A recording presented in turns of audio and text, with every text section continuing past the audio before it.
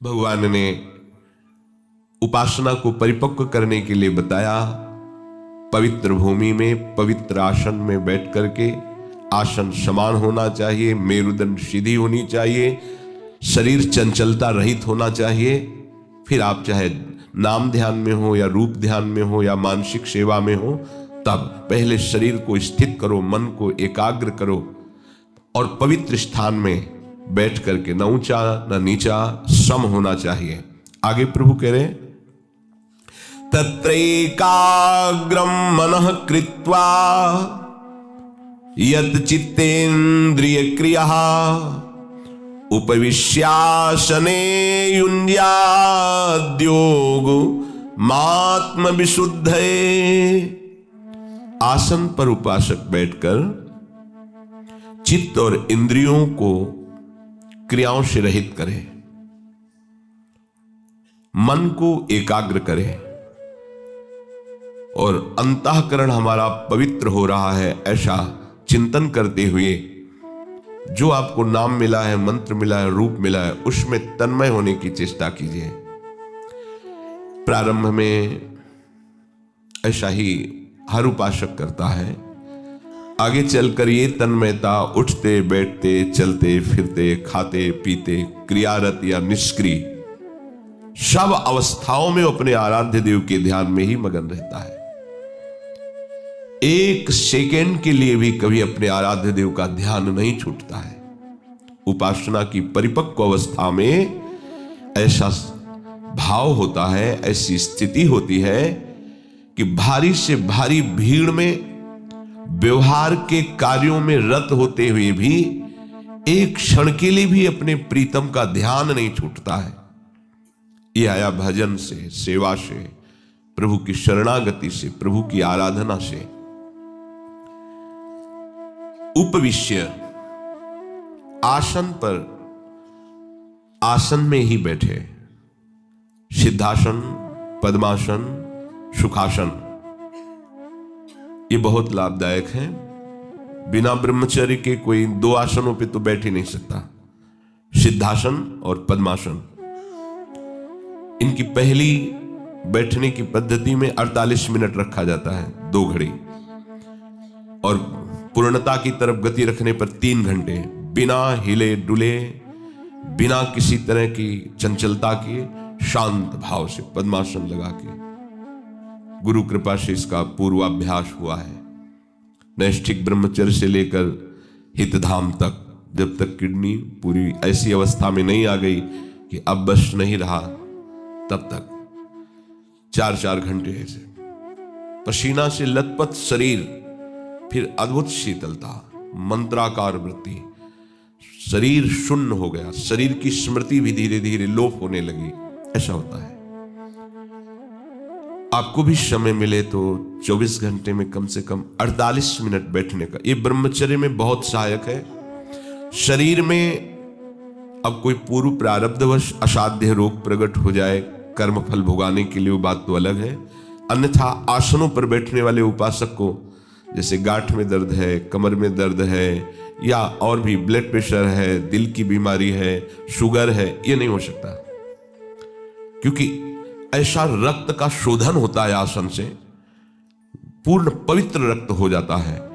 जो आसनों पर बैठता है वो ज्यादा पा भी नहीं सकता भोजन, उचित आहार करेगा, उसको नींद भी उचित ही आएगी, क्योंकि इतनी ऊर्जा शक्ति पैदा हो जाती है कि वो उसे लेटने नहीं देती। थोड़ी देर विश्राम में लगता, बहुत विश्राम हो गया। ये आसनों का प्रभाव होता है, देखा इस आसन के प्रभाव को। और सिद्धासन तो पद्मासन से भी श्रेष्ठ है। इस सिद्धासन पर वही बैठ सकता है जो ब्रह्मचारी, पहचान नहीं, बैठ ही नहीं सकता। एड़ी गुदादार और मूत्रेंद्री के बीच के स्थान में होती है बाएं पैर की एड़ी, और दाहिने पैर की पूरी पोजीशन ऊपर मूत्रेंद्री के ही होती है।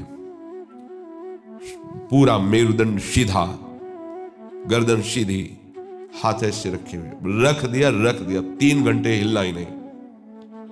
पूरा शरीर 40 मिनट के बाद भीषण दर्द होता है, जिसका अभ्यास परिपक्व नहीं हो। वो दर्द केवल भगवद आश्रित और ब्रह्मचारी सह सकता है, दूसरा नहीं। आप करके देख लो, पद्मासन करके 48 मिनट घड़ी के देखे हुए अगर आप ठीक संयम से हैं तो आप सह जाएंगे, अन्यथा नहीं। ये आसन हर जवान साधक को आवश्यक है, चाहे प्रेम मार्ग के हो। परमानंद दास जी आश्रम में ही बैठे समाधिस्थ थे। श्रीपाद प्रबोधानंद जी ने जब विश्राम घाट से दर्शन किया, यमुना जी की पावन पुलिन पर बैठे हुए शांत एकांत आसनों पर बैठे हुए सदगुरुदेव भगवान को भी देखा है। अगर आप कुछ क्षण आसन पर बैठे हैं तो आपको खुद आनंद की अनुभूति होगी। पर आसन पे वही बैठ सकता है जो संयमी है, ध्यान रखना। अगर ब्रह्मचर्य आप क्षय करते हैं और आसनों पर बैठ गए तो बीमार होना शुरू हो जाएंगे। ये साधारण आसन नहीं, ये यौगिक आसन है, उनके लिए है जो एकदम भगवत मार्ग में लक्ष्य भेद करने के लिए कमर कस लिए है। ये विषयी पुरुषों की सामर्थ्य नहीं है। ऐसा प्राणवायु का शोधन अपने आप हो जाता है शांत, तो प्राणवायु धीरे धीरे शमन होने लगती है। अधिक से अधिक मंत्र श्वास खींचते हुए श्वास छोड़ते हुए, ये बहुत आनंद का विषय है। तुम्हें कैसे बताएं, अभी तो विषय आनंद से तुम छूटे नहीं ना, इसलिए भगवतानंद का आपको अनुभव नहीं है। भोगी पुरुष वैराग्य में क्या आनंद क्या जान पाएगा? वैराग्य में जो आनंद चक्रवर्ती सम्राट को भी नहीं है। फिर अनुराग की तो बात ही जाने दो। राग त्यागी वैरागी जिस सुख का अनुभव करता है वो सम्राट को भी नहीं है। और जो वैराग्य के ऊपर अनुराग में स्थित 14 भुवनों का स्वामी होने पर भी उसको सुख नहीं मिलेगा जो अनुरागी को सुख मिलता है। एक क्षण में जो भगवत प्रेमी महात्मा को सुख मिलता है तो उसके एक क्षण के सुख के समान सोचो। ऐसे ही महापुरुष के लिए गोस्वामी जी ने लिखा है, तात स्वर्ग अपवर्ग सुख धरी तुलाए कंग तूल न ताहे सकल मिल जो सुख लव सत्संग। लव मात्र के समय में यदि ऐसे भगवत प्रेमी महात्मा का संग मिल जाए तो उसके सामने स्वर्ग और मोक्ष क्या, फिर उस महात्मा को कितना सुख होगा अभी आप अनुमान भी नहीं लगा सकते, क्योंकि विषयानंद ही आपका लक्ष्य है। जिस समय भगवदानंद होगा तो उसकी पहचान है ब्रह्मादिक के भोग शब्द विषम लागत ताही नारायण ब्रज चंद की लगन लगी है जाई। जिसको भगवत प्राप्ति की लगन लग जाती है तो ब्रह्मा आदि के भोग भी उसे विषवत लगने लगते हैं। अगर आप ऐसा नहीं बैठ पाते तो एक सुखासन है, पलथी मार के जिसे कहते हैं, ये तो सब कोई बैठ सकता है। पर सावधानी भगवान इसमें कह रहे हैं कि आसन में बैठने पर हिलना डुलना चेष्टाएं करना ये फिर नहीं होना। एकाग्रता के लिए इसकी आवश्यकता है। मान लो कहीं खुजली हो रही तो चुपचाप शांत रहो, वहां से मन हटाओ। ये त्वगेंद्री का विषय है, त्वगेंद्री का विषय है। आपको घसीटेगा, यहां खुजला रहा है, यहां खुजला रहा है, शांत एकदम बैठो। वो खुजलाहट हो रही बस शांत, हिलना नहीं, शांत। इससे आपका मन शासन में आ जाएगा, इससे इंद्रियां आपके शासन में आ जाएंगी। अभी आप इंद्रिय और मन के शासन में हैं। आसन में बैठे सुखासन में यदि जीवन संयम में नहीं रहा तो ये जो कफ वात पित्त है यही तीनों शरीर के प्रधान क्षेत्र हैं। आयुर्वेद में इन्हीं तीनों का उपचार, बड़े बड़े रोग इसी से होते हैं। और कफ वात पित्त तीनों का संयमन हो जाता है आसन में बैठने वाले का। ये बता रहे तीनों काल गंगा जी का स्नान होता था, प्रातः और फिर 9 बजे और फिर शाम के 4 बजे, और जटाओं सहित होता था। कभी स्वेटर नहीं, कभी कंबल नहीं, लेकिन कभी जुकाम नहीं हुआ, कभी बुखार नहीं आया मुझे 10 वर्ष। भोजन की भी पता नहीं मिलेगा कि नहीं, ऐसा चाय आदि तो पूछो ही मत कि भाई बाल भोग हो रहा है, शयन भोग हो रहा है, नहीं। कभी 2-2 दिन बाद कभी कुछ मिल गया, ऐसा कभी ऐसा नहीं महसूस कि कमजोर हो रहा हूं, कभी ऐसा नहीं लगा कि मैं थकित हो रहा हूं। उत्साह, उसका कारण आसनों पे बैठना, निरंतर मंत्राकार वृत्ति करना। तो ये सब कुछ समझ में ही नहीं आता था कि ये कोई कमजोरी, प्राण पुष्ट होते हैं, बलवान होते हैं, भागवती ऊर्जा शक्ति बढ़ती है। साधु दबी हुई आग होता है, जैसे ऊपर से राख से ढकी हुई आग हो, उससे खिलवाड़ मत समझो। अगर ऊपर की राख हट जाए तो भस्म कर दे। तो इसीलिए तो जब गृहस्थ जन, संसारिक जन उनके समीप जाते हैं तो उनके पाप भस्म होते हैं। उनके दर्शन से, उनके संभाषण से, उनकी आज्ञा के पालन करने की वृत्ति यदि आ जाए तो भगवत प्राप्ति कोई बड़ी बात नहीं है, क्योंकि उनके सानिध्य से तुम्हारे कर्म तुम्हें बाधा नहीं पहुंचा पाएंगे। उस स्वयं ऐसा स्वयं प्रकाश जागृत हो जाता है, कुछ प्रकाश में तुम्हारे अशुभ कर्म भस्म हो जाते हैं। दरस परस अघनाश, बास निज संग करो दिन। जहां हमारे हृदय में भगवत प्राप्ति की लालसा जागृत हो तो जान लेना किसी भगवत प्रेमी महात्मा का वचन आकर के आपके हृदय के अशुभों का नाश कर दिया है। तभी ये बात आती है मुझे भगवत प्राप्ति करनी है। निश्चित समझो, आसन में कुछ समय बैठने का तो सबको अभ्यास करना चाहिए, इससे बहुत जल्दी निरोग हो गए। असाध्य रोग आना, असाध्य रोग से ग्रसित होना एक अलग बात है। ऋतु परिवर्तन से रोग आना कभी कभी ठीक, ऐसा हो सकता है, लेकिन परेशान होना, दुखी होना, दिनचर्या छूट जाना, भजन ना होना, ये लक्षण है शरीर पोषी के।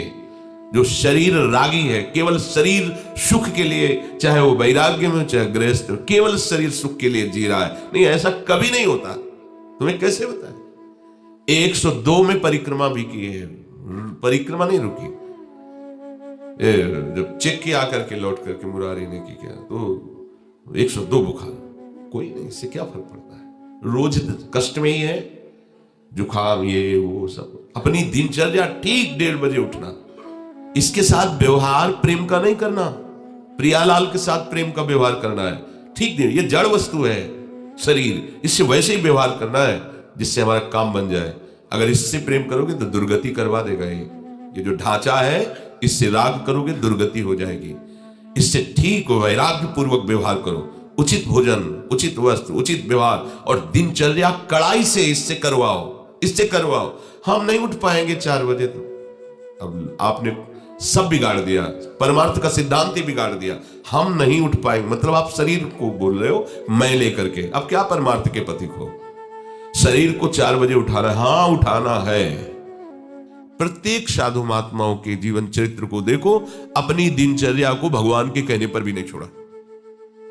पूज्यपाद भगवत अनुरागी श्री सनातन गोस्वामी जी को साक्षात नंद नंदन प्रकट होके बोले कि बाबा अब तुम गिरिराज जी की परिक्रमा में मत आया करो, ये इतनी लंबी परिक्रमा, तुम वृद्ध हो गए, वृंदावन से पैदल आते हो, मत आया करो। जो आ गया, दूसरे दिन फिर पहुंच गए। बाबा मना किया था, क्यों आ गए? रहा नहीं जाता प्रभु, रहा नहीं जाता, चैन नहीं है। तो प्रभु ने वो चरण चिन्हारी वहीं कर लिया करो। हमारे हृदय में जब दिनचर्या इस कोट का आदर होगा कि साक्षात भगवान ही दिनचर्या है हमारी, समझो आप, ये साधन नहीं है, हम साध्य पे जी रहे हैं। ये जो हमारी दिनचर्या है, ये भगवत स्वरूप है।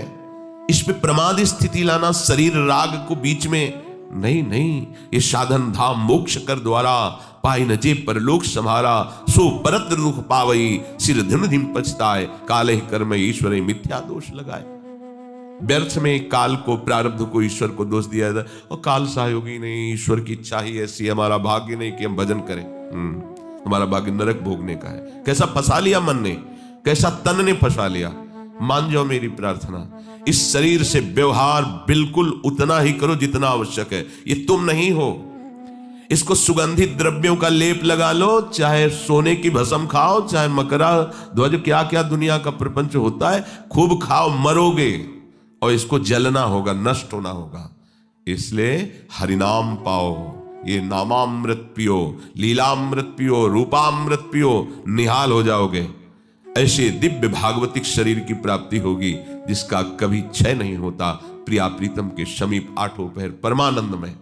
से व्यवहार मत करो ज्यादा, व्यर्थ में अपने शरीर को दुर्गति की तरफ तुम ले जा रहे। ये जड़ वस्तु है, चाहे जितना इसको दुलार करो तुम्हारा कभी हो ही नहीं सकता। ये बेईमान है, मान लो मेरी बात। ये बेईमान जितना तुम इसको प्यार करोगे उतना ही तुम्हें दुख देगा। Blood pressure low, blood pressure high, sugar high, heart में तकलीफ, ये तकलीफ, वो तकलीफ, और फिर भी इसी को प्यार। तुम्हारी समझ में नहीं आ रहा क्यों तुम्हें दुख दे रहा, छूटने वाला है, जिससे तुम राग करके पकड़े हुए हो, तुम्हारी दुर्गति कर रहा है, तुम्हें क्लेश दे रहा है, और तुम उस स्थान का परिचय नहीं प्राप्त कर पा रहे जहां महासुख है।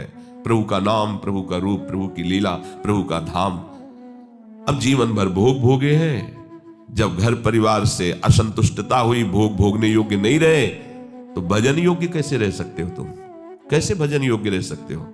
शरीर में जीवन भर राग किया, भजन का अभ्यास नहीं किया, तो तुम इसे खिलवाड़ समझते हो। बुढ़ापे में तुमसे भजन हो जाएगा, वही प्रपंच होगा। देखते हैं हम। अगर जीवन भर प्रपंच किया है, वृंदावन वास कर रहे हैं, उनके पास अगर साधु सानिध्य के उद्देश्य से बैठो भी ना, तो केवल कोरा प्रपंच वर्तमान को नष्ट करना, भविष्य में उसका कोई फल नहीं, भूत को कुछ नहीं। ना वो भूत को मिटा पाएगा, ना भविष्य को बना पाएगा, वो वर्तमान नष्ट हो रहा है। हम देख रहे हैं ना, बूढ़े हैं, 82 वर्ष के हैं, कोई भगवत चर्चा की स्फुरना नहीं, वही संसार प्रपंच, चाहे माला ले लो, चाहे वेश बदल लो, कुछ कर लो। क्यों? क्योंकि पूर्वाभ्यास आपका विषयों का है, संसार का है, तो तुम्हें वही बातें सुहाई देंगी। तुम्हें प्रिया प्रीतम की बात तो सुहाई नहीं देगी, प्रिया प्रीतम तो अच्छे नहीं लगेंगे। इसलिए इससे व्यवहार केवल शास्त्र सम्मत करो, वही विवेकवान साधक है जो शरीर के साथ व्यवहार शास्त्र सम्मत करता है। अगर शास्त्र सम्मत व्यवहार करोगे तो इसी जन्म में भगवत प्राप्ति हो जाएगी। दुखों से निवृत्ति का एकमात्र उपाय शरीर राग का त्याग, प्रभु के चरणों का आश्रय। अगर आप नहीं समझो तो फिर आप अपनी जानो। यत चित्रेंद्रिय क्रिया, जब आप भजन के लिए बैठो तो इंद्रियों को अन्य क्रियाओं में न जाने दो। वो करना था वो करेंगे, फिर ऐसा है भजन हो जाए, फिर इसके बाद उठ करके ऐसा, रोको इसको। वर्तमान में तू समय नष्ट कर रहा है, आगे जो तुझे करने के लिए सेवा दी जाएगी वो मिलेगी। अभी तुझे बैठकर चिंतन करना नाम का, रूप का, लीला का, ये व्यर्थ का चिंतन क्यों कर? डांटो अपने मन को, इंद्रियों को डांटो। उसी समय सारा काम है, देख लो ना, बैठ के देखो ना आप, उसी समय सारा प्रपंच निवारण करने के लिए वो बैठ जाएगा। मन ऐसा करना वैसा करना, कई मिनट रह गए, पूरा हो जाए, फिर चले अमुक कार्य। क्या है ये? डांटो उसको। हमने वर्तमान में तुम्हें नाम जप के लिए बैठाला है, तुम्हें नाम जप करना होगा। आगे क्या करना है हम बताएंगे आपको, चुपचाप नाम जप कर। डांटो उसको, ये तुम्हारे शासन में आ जाएगा। आप अपने स्वरूप को भूल गए हैं, आपके ही शासन से ये समेटेंगे, आपकी ही सामर्थ्य से ये सामर्थ्यवान है, आपके ही चैतन्य प्रकाश से ये प्रकाशित हैं, आप इनसे नहीं हैं। सब कर परम प्रकाशक जो ही आपका वो स्वरूप है जो इंद्रियों को, मन को, अंतःकरण को, बुद्धि को, स्वभाव को, सबको पावर दे रहा है। आपके ही पावर से वो आपको भ्रम में डालकर नष्ट कर रहे हैं। इस भ्रम को मिटाओ। जास कृपा सब भ्रम मिट जाई, गिरजा सुई कृपालु रघुराई। बहुत बड़ा भ्रम बैठ गया है। शरीर, मन, इंद्रियां, इन पर उपासक का अधिकार होता है, वही उपासक कहा जाता है। शरीर, मन, इंद्रियां जिस पर अपना अधिकार रखती है उसे विषयी और संसारी कहते हैं। शरीर, मन और इंद्रियों पर जो अधिकार रखता है उसे साधक कहते हैं। शरीर, मन, इंद्रियां जो भगवदाकार को प्राप्त हो जाती है उसे सिद्ध कहते हैं। जब आप भजन में बैठे, जब आप ध्यान के लिए बैठे, तो व्यवहार में जाने वाले मन और इंद्रियों को रोकने की चेष्टा करें। जब आप भजन मार्ग में चलेंगे तभी तो आप जान पाएंगे कि मन जा रहा है, इंद्रियां जा रही नहीं। किसको पता है? मन और इंद्रियों में ही विचरण करता रहता, पता ही नहीं पाता कि मन हमारा कब कहां कहां ले गया। एकाग्रम मनः कृत्वा, सबसे बड़ी सिद्धि है ये। जो कार्य करो उसमें एकाग्र होकर के करो, तन्मयता पूर्वक करो। मन को एकाग्र कर लेना वर्तमान के कार्य में, यही उपासक का बल है। ध्यान देना, इसकी चाल होती है। जब आप वर्तमान में इसे नाम में, मंत्र में, ध्यान में लगाएंगे, तब या तो भूत में भटका देगा या भविष्य के लिए चिंता करवाने लगेगा।